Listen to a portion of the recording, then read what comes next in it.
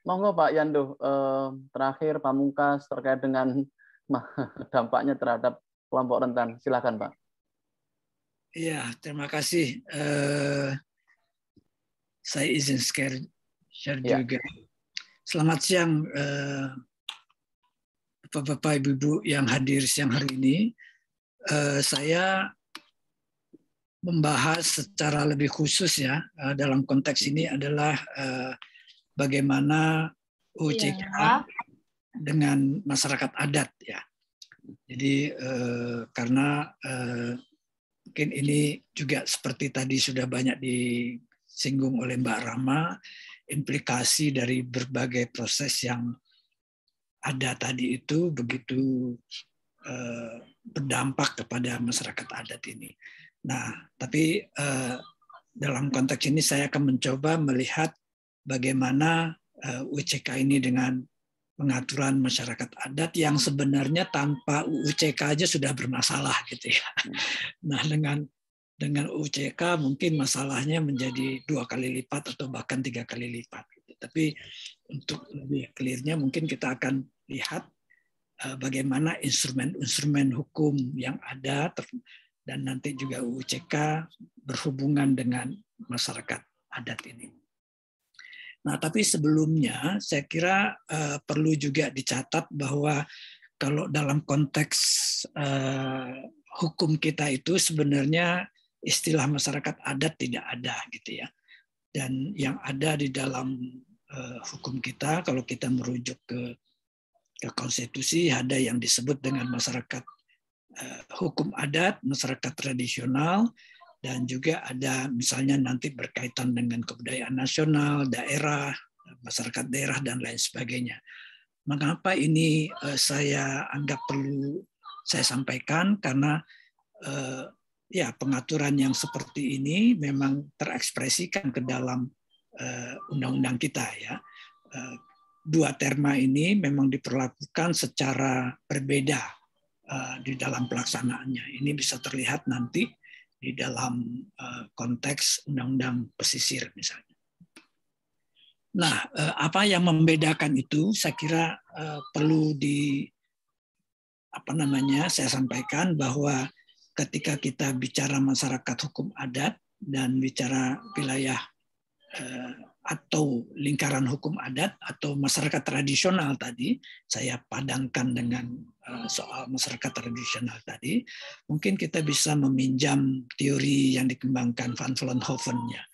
Bagaimana merumuskan siapa itu masyarakat hukum adat yang berbasis kepada teori Basic-Recht yang intinya adalah suatu sistem pengaturan hidup bersama di wilayah tertentu gitu ya. Sehingga ketika kita bicara masyarakat hukum adat, maka kita bicara soal otoritas tertentu dari entitas sosial yang kita sebut dengan masyarakat hukum adat.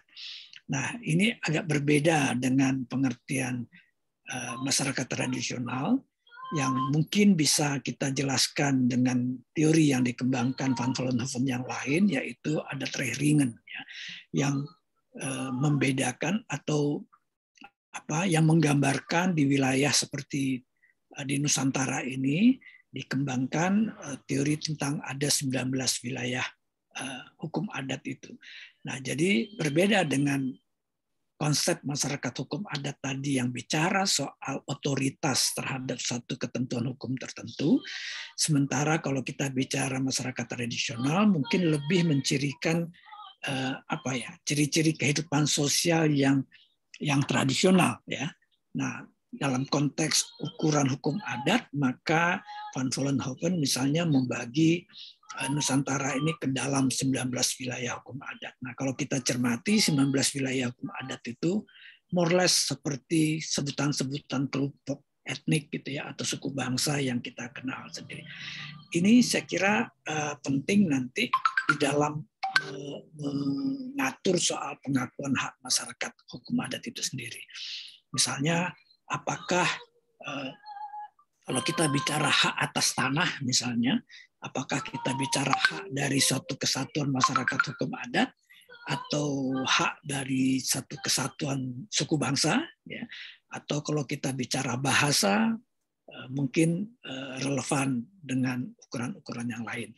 Jadi pembedaan yang ada di dalam konstitusi, saya kira bukan hanya sekedar pembedaan tanpa alasan begitu ya, tapi itu berkaitan dengan nanti pengaturan hak-haknya. Gitu.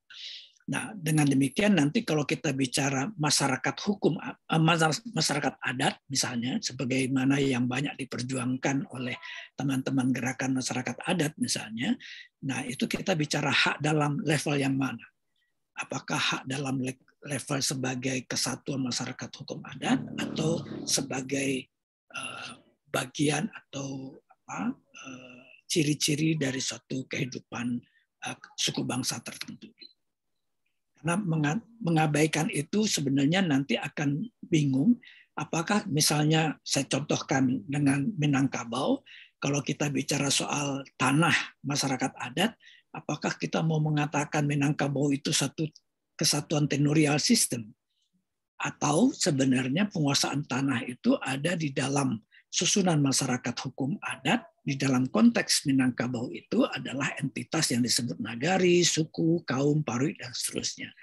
Nah, kalau kita bicara hak pengembangan, misalnya pemajuan kebudayaan, gitu ya, mungkin kita tidak berkepentingan langsung dengan kesatuan masyarakat hukum adat. Kita bisa bicara soal kesatuan wilayah adat yang namanya Minangkabau ini. Tapi kalau kita bicara hak atas tanah, kalau ukurannya subjek haknya itu adalah masyarakat tradisional, itu mungkin akan menjadi persoalan tersendiri karena di dalam wilayah Minangkabau itu sendiri telah terbagi-bagi sistem penguasaan terhadap tanah. Jadi dua terma tadi saya kira memang perlu diperhatikan karena punya implikasi langsung terhadap pengaturan pengakuannya terhadap hak-hak masyarakat adat. Itu bagian pertama. Nah, dalam konteks masyarakat adat ini, sebelum saya masuk ke dalam pengaruhnya kaitannya dengan UU-CK, kita memang punya persoalan besar, ya, adanya suatu gangguan ya, atau katakanlah satu logika-logika hukum baru yang diperkenalkan pasca konstitusi itu, yang kemudian membuat pengakuan hak masyarakat adat secara, kalau saya menyebut hak masyarakat adat itu menyangkut dua-duanya ya, itu yang sudah ada di konstitusi tadi itu tidak bisa terrealisasi dengan baik gitu ya, dan itu akibatnya sampai hari ini masih banyak persoalan masyarakat adat kita hadapi gitu ya. Tadi Mbak Rahma mengatakan ribuan konflik tanah dan lain sebagainya. Nah, subversi yang terjadi itu adalah adanya logika baru atau tambahan ya, bagaimana amanat konstitusi itu dilaksanakan. Pertama diperkenalkan oleh Undang-Undang Pokok Agraria 5/1960 melalui pasal 3, yaitu pengakuannya bersyarat gitu. Jadi hak masyarakat adat itu dalam konsep agraria terhadap masyarakat hukum adat terhadap tanah ulayat itu sejauh masih ada dan seterusnya dan seterusnya. Nah, tetapi Undang-Undang Pokok Agraria masih menggunakan pendekatan sosiologis dan administratif ya. Dan itu terlihat misalnya di dalam Permen Agraria 599 yang sudah dicabut sekarang dan digantikan oleh Permen ATR 18/2019 sekarang. Tapi saya mau mengatakan di dalam konteks pertama ini karakter yang dibawa oleh Undang-Undang Pokok Agraria itu masih pendekatan sosiologis. Nah, karena dia memang undang-undang atas tanah, ya, tanah menjadi satu objek hak dari masyarakat adat, maka dia berorientasi objek hak, jadi tidak mengatur pada subjek. Nah, ini belum lagi terlaksana. Sebagai gambaran saja, 75 tahun Republik Indonesia merdeka, hari ini mungkin hanya ada 20.000 hektar tanah adat saja yang sudah didaftar ya di ATR BPR. Walaupun bahkan peraturan menteri turunan langsung dari UPA itu baru 40 tahun kemudian ada ya setelah reformasi ya. Nah, belum lagi persoalan ini selesai, persoalan pengakuan hak masyarakat adat ini itu juga kemudian diganggu lagi oleh hadirnya Undang-Undang 4199 melalui pasal 67 ayat 2. Ya. Nah, undang-undang ini juga mengakui yang perubahan yang dibawa oleh UPA, yaitu pengakuan bersyarat, dan ditambahkan dengan berlakunya Undang-Undang 41 ini, yaitu pengakuan yang bertahap. Artinya pengakuan objek, apakah itu tanah dalam Undang-Undang 41 tentu adalah hutan, itu baru diakui hutan itu, haknya masyarakat adat itu kalau subjeknya diakui. Dan subjek itu diakuinya tidak tanggung-tanggung melalui sebuah perda. Nah, dengan demikian ada peralihan perubahan karakter kebijakan, mulai dari yang tadinya pendekatan sosiologis dan administratif, itu menjadi pendekatan politis sifatnya. Karena itu keberadaan sebuah masyarakat adat, atau masyarakat hukum adat tepatnya, itu ada atau tidak itu bukan lagi berdasarkan ukur-ukuran sosiologis de facto, tetapi lebih kepada de jure, gitu ya. Artinya menjadi sebuah keputusan politik di tingkat DPRD setempat. Jadi berubah karakter dari kebijakan ini. Dan oleh sebab itu juga sebelum mengatur haknya itu perlu juga berorientasi pada pengaturan subjek hak. Gitu. Nah, terakhir logika yang dianut oleh Undang-Undang 41 ini dikukuhkan oleh putusan MK 35 2012 ya.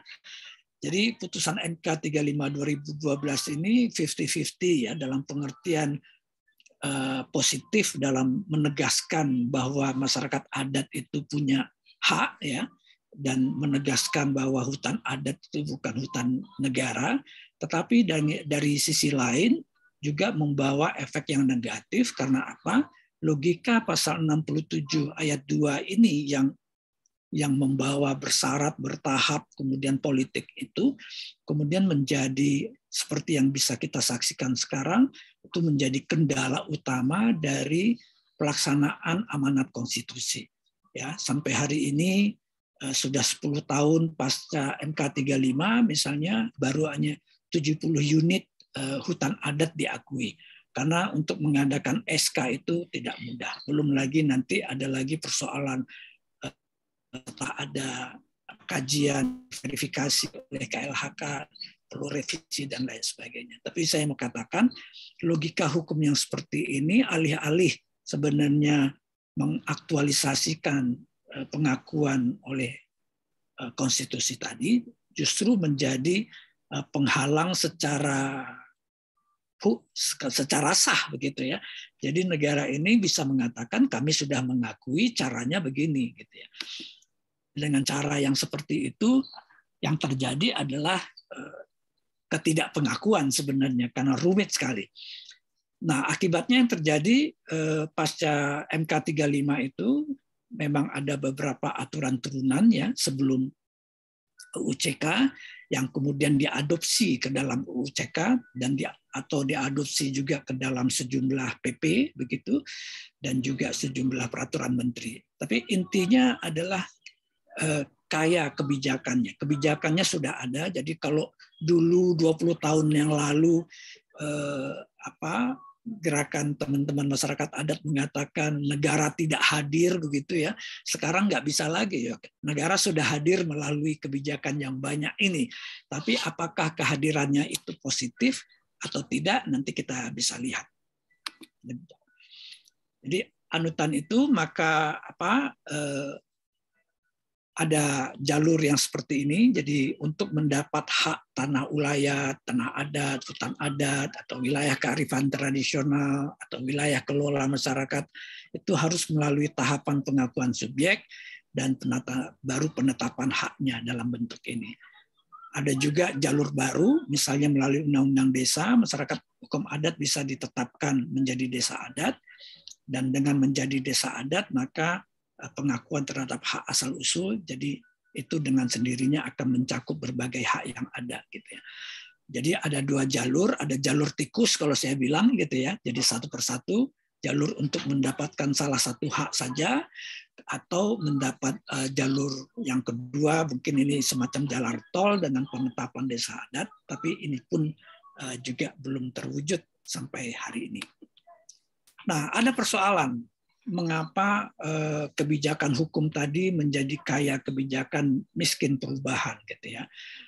Baik dari segi content of law, dari kebijakan itu sendiri, maupun dari struktur of law-nya, dari kelembagaannya, atau juga dari content of law sendiri kita bisa lihat ya secara sederhana, misalnya yang mengatakan bahwa tanah adat atau hutan adat diakui kalau masyarakat adatnya diakui gitu. Nah, kita tahu misalnya seperti saya katakan tadi, untuk tanah adat Minangkabau saja itu subjek haknya itu bisa berlapis, ada nagari, ada suku, ada kaum. Nah, kalau tanah itu adalah tanah ulayat suku, apakah sukunya juga harus diperdakan? Kalau tanah ulayatnya itu kaum, apakah kaumnya juga harus diperdakan? Kalau tanah itu ulayatnya nagari, apakah nagari itu harus diperdakan? Sebagai ilustrasi, saya katakan sekarang tidak kurang dari 580, atau katakanlah supaya mudah menghitungnya 600 nagari. Secara adat, sebuah nagari itu harus terbentuk oleh 4 suku. Jadi sudah ada paling tidak 600 nagari ditambah 4 kali 600, 2.400 suku. Sebuah suku baru bisa menjadi komponen untuk berdirinya sebuah nagari itu kalau sudah bersuku-suku. Hari ini kurang lebih 10 suku, 10 kaum ya di dalam setiap suku itu. Jadi ada 26.000 kaum. Nah, jadi artinya kalau masing-masing mempunyai persil tanah adat, 600 persil tanah ulayat nagari, 2.600 persil tanah adat suku, 26.000 persil tanah ulayat kaum, kapan pemerintah daerah di Sumatera Barat itu mampu menetapkan itu? Ya, itu dari content of law. Itu salah contohnya. Dan itu juga yang menjelaskan sekarang mengapa misalnya dari saya kalau tidak salah angkanya 17.000 hektar ya tanah hutan wilayah adat yang sudah dipetakan oleh teman-teman Badan Registrasi Wilayah Adat BRWA. Ya, tapi sampai hari ini kemampuan KLHK itu dengan 70 unit tadi dalam 10 tahun dan total yang diakui itu hanya sekitar 60.000. Jadi rata-rata hanya 1.000 hektar per unit ya. Yang kalau saya hitung itu hanya 15 unit per tahun yang bisa dilakukan oleh KLHK untuk menetapkan hutan adat itu. Jadi kalau dengan kemampuan KLHK sekarang saya hitung itu butuh 600 tahun. Jadi dari konteks of law-nya itu bermasalah ya. Belum lagi seperti yang di strukturnya juga bisa begitu ya. Seperti saya sudah singgung tadi, KLHK itu tidak akan mampu memverifikasi hutan adat lebih daripada 15 unit per tahun. Saya juga sudah berdiskusi dengan teman-teman di Kementerian Kelautan dan Perikanan yang juga punya kewenangan untuk menetapkan masyarakat adat pesisir. Mereka hanya punya anggaran 5 unit per tahun. Nah, jadi dari struktur of law juga bermasalah. Ya, belum lagi soal culture of law, seringkali perdebatan di sini apakah kita harus hak masyarakat adat yang diakui itu adalah yang otentik. Otentik yang sejak kapan? 200 tahun lalu, 100 tahun yang lalu, 50 tahun yang lalu, ini kan problem. Apalagi soal unsur-unsur kebudayaan di Indonesia ini, itu juga banyak yang dirusak oleh kebijakan-kebijakan politik, baik kolonial maupun nasional. Gitu ya.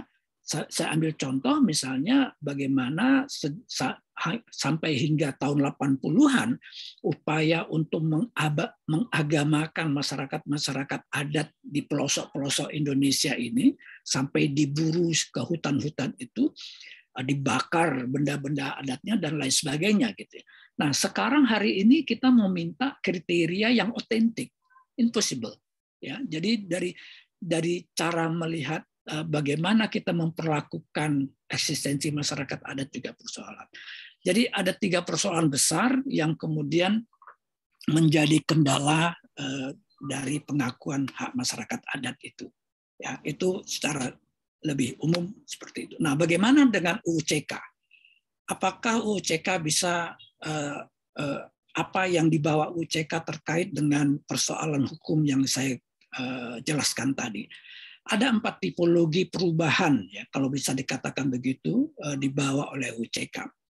Yang pertama adalah perubahan yang tidak signifikan, jadi hanya mengatur ulang tadinya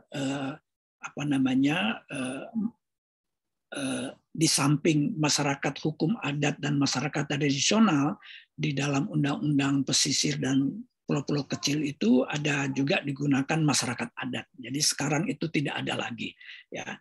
Jadi sekarang di dalam UU CK itu hanya disebut 2 entitas, ya. Satu masyarakat hukum adat atau masyarakat tradisional. Ada perubahan yang cukup berarti, ya, memastikan perlindungan atas kearifan tradisional dengan kegiatan pertanian tradisional itu dinyatakan masih berlaku. Dan juga ada pernyataan-pernyataan tentang masyarakat hukum adat sebagai pihak penerima ganti rugi, misalnya ditegaskan kalau di dalam undang-undang yang lama, Undang-Undang 2 2012, pengadaan lahan misalnya itu hanya ada di dalam penjelasan dan sekarang itu masuk ke dalam batang tubuh, gitu ya. Dan juga di dalam pengadaan tanah, misalnya juga di dalam batang tubuh itu ada klausul yang menyatakan masyarakat hukum adat sebagai pihak penentu apakah seseorang mempunyai itikat baik di dalam penguasaan lahan, gitu ya. Jadi seseorang yang kan ada klausul yang individu yang mempunyai penguasaan lahan dengan itikat baik dalam waktu 20 tahun itu dianggap sebagai subjek punya hak terhadap tanah itu. Nah, di dalam UCK sudah dikatakan salah satu yang menentukan apakah ada itikat baik itu ditentukan melalui apakah ada komplain atau tidak dari masyarakat adat. Itu beberapa hal, ya. Nah, tetapi juga bertahannya pengaturan yang melindungi kepentingan masyarakat adat yang selama ini, ya. Pengakuan atas berbagai hak masyarakat adat sebagai pihak yang harus dikonsultasikan dan lain sebagainya. Jadi ada namun, nah ini yang paling problem menurut saya adalah pada saat yang sama klausul-klausul semacam pasal 67 ayat 2 yang jadi biang kerok dari persoalan macetnya pengakuan masyarakat adat ini itu tetap bertahan, tidak diutik, tidak diotak-atik oleh UU CK ini, gitu ya. Padahal sebenarnya kalau memang UU CK ini mau mengembangkan cipta kerja begitu ya, dengan keberadaan pasal 67 ayat 2 itu menurut data-data statistik dari BPS ada 80 juta warga yang tinggal di dalam dan sekitar hutan yang aksesnya menjadi terbatas kepada sumber daya hutan. Nah, andai saja pasal 67 itu justru yang dicabut oleh UU CK ini, dengan sendirinya akan ada 80 juta tenaga kerja, lapangan kerja yang terbuka sekaligus, gitu. Ya, jadi ini sebagai analogi kalau memang ini adalah cipta kerja begitu, dan kita tahu ada begitu besar warga negara ini yang tidak bisa memanfaatkan sumber daya yang ada di sekitarnya, baik itu yang memang miliknya atau itu juga bisa sebagai pemanfaat saja, misalnya, itu sangat terkendala dengan aturan-aturan yang ada sekarang. Jadi dengan situasi seperti ini, ya pastilah tidak akan lebih baik nasib masyarakat, ya, adat khususnya, dan menjadi lebih buruk sangat mungkin seperti yang sudah dijelaskan oleh Mbak Rahma di bagian awal tadi. Hal-hal yang berkaitan dengan partisipasi masyarakat itu menjadi makin minim, gitu ya. Sudah diatur saja dulu bermasalah, apalagi tidak diatur seperti yang ada di UU CA sekarang. Jadi kesimpulannya, saya setuju dengan beberapa prediksi dari Mbak Rahma dan Mas Riyad tadi bahwa persoalan-persoalan yang berkaitan dengan masyarakat mungkin ke depan akan semakin meruyak, gitu. Karena kerangka hukumnya adalah tetap mensyaratkan hal-hal yang mustahil dilakukan oleh masyarakat adat itu sendiri. Ya, ini sebagai gambaran. Kalau kita lihat lebih dari 30 peraturan perundangan ya yang mengatur hak masyarakat adat ini, 12 diantaranya yang kemudian ditata ulang atau disinggung di dalam UU CK, ada 12. Nah, dari seperangkat undang-undang itu maka kita bisa lihat misalnya ada 8 ranah interaksi ya antara kebijakan ini dengan masyarakat adat. Jadi ada 8 saya identifikasi, yaitu masyarakat adat sebagai subjek, pihak yang harus diperhatikan hak-haknya dalam proses pemerintahan, pembangunan, pemberdayaan masyarakat, itu ada di dalam berbagai kebijakan, ini boleh kita anggap positif. Juga masyarakat adat sebagai kelompok terkena dampak yang perlu diperhatikan. Masyarakat adat sebagai pihak yang berhak mendapatkan ganti rugi, sebagaimana yang sudah diatur di dalam Undang-Undang Pengadaan Lahan misalnya. Kemudian ada hak masyarakat adat atas tanah ulayat, tanah adat, kelola, ini diatur dalam berbagai undang-undang SDA. Nah, ini positif, negatif, karena syarat yang harus dipenuhi itu tidak sederhana, yaitu dalam bentuk perda tadi. Ya, dan fakta 10 tahun ini menunjukkan itu lebih banyak sebagai instrumen yang membunuh masyarakat adat ketimbang instrumen yang memenangkan kepentingan masyarakat adat. Masyarakat adat berhak mendapatkan informasi dalam rencana pembangunan. Ini juga diatur di dalam Undang-Undang tentang Perencanaan Pembangunan misalnya. Masyarakat adat berhak atas pengetahuan kearifan tradisional, ada di dalam Undang-Undang Lingkungan Hidup. Lagi-lagi ini positif pada dasarnya, tetapi negatif akibat dari logika bersyarat dan bertahapnya tadi itu. 7, ada masyarakat adat sebagai pihak yang berhak untuk diajak dan atau dilibatkan dalam berbagai proses negosiasi konsultasi publik, walaupun juga tadi Mbak Rama sudah melihatkan bahwa itu juga menurun kualitasnya ya. Dan ada 8 interaksi kewajiban masyarakat adat untuk melepaskan haknya atas tanah adat dalam hal ini dalam pengadaan tanah untuk pembangunan bagi kepentingan ini. Nah, ini relatif interaksi yang negatif, apalagi dengan sistem yang ada sekarang dengan UU CK. Kalau dulu mungkin masih sistem konsinyasi, sekarang penlok pun sudah bisa menggugurkan hak yang ada pada tanah yang bersangkutan. Jadi tidak perlu lagi melalui proses pengadilan, dengan penlok saja itu status tanah sudah berubah, soal ganti rugi tinggal dititipkan di pengadilan. Nah, jadi ya dari 8 interaksi ini sejauh kita lihat ke dalam UCK relatif tetap seperti yang sudah saya jelaskan di depan, tidak ada perubahan yang berarti, dan bahkan yang terjadi pemburukan adalah yang keempat ya, makin negatif gitu, karena daftar dari kepentingan umum jadi meluas gitu ya. Hampir tidak ada kegiatan pembangunan sekarang yang tidak masuk dalam kepentingan umum itu, kecuali ke pembangunan ke kantor desa kali ya. Saking luasnya definisi kepentingan umum itu. Jadi dengan demikian tentu ancaman, belum lagi aturan-aturan pelepasannya seperti yang dijelaskan itu menjadi semakin simpel. Nah, ini saya mencoba memberikan ilustrasi dalam konteks pengadaan tanah ya.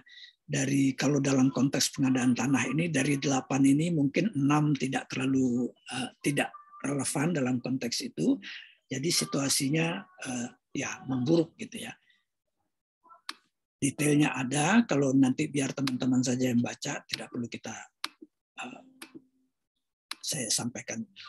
Nah, dengan ulasan itu saya setuju dengan teman-teman di Aman ya. Jadi UCK ini diskriminatif gitu.